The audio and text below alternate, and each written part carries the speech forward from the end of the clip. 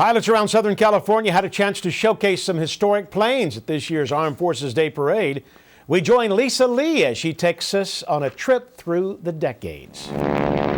They burn a lot of fuel, make a lot of noise, but they're a whole lot of fun. Warbirds revved up their engines at Zamperini Field, ready to take off for the Armed Forces Day Parade. Well, it's a lot of fun. You're with a lot of other folks that appreciate the efforts of the men and women from this country. And to fly in airspace on a beautiful day with 6 other T-6s is a beautiful thing.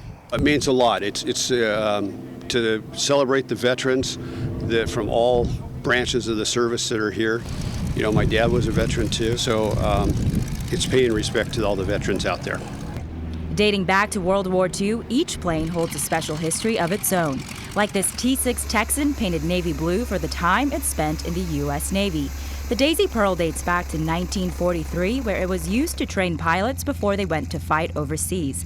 And now it comes full circle for the parade here in Torrance.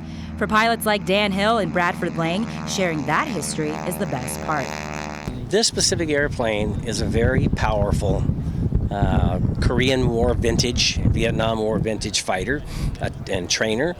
And it has an engine with 1,425 horsepower. I like the thrill of the flight with it. It's special because I like to tell the story of the men and women from World War II. A lot of folks don't realize that men and women back in World War II had really put forth such an effort to support the war, and flying was a part of that. And what keeps these pilots coming back year after year is their appreciation for the armed forces and love for flying, or what some might call an addiction. Got the bug when I was a little kid, and then started pursuing it through high school and college. And then once I got hooked, the talons are in, and there's no getting out of it. When you get behind a Mustang, there's nothing better. You're all by yourself up in the sky, and it does whatever you want it to do. So it's kind of hard to explain. And I was lucky enough to experience it for myself.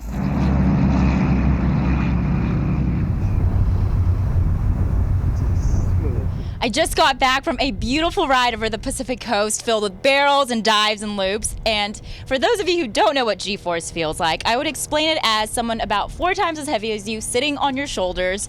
So basically a lot of pressure. And sharing that adrenaline rush with a veteran is one that will never grow old. And I've taken dozens of World War II veterans flying. You know, it's just it's a way of paying tribute to the people that sacrificed a whole heck of a lot more than I have.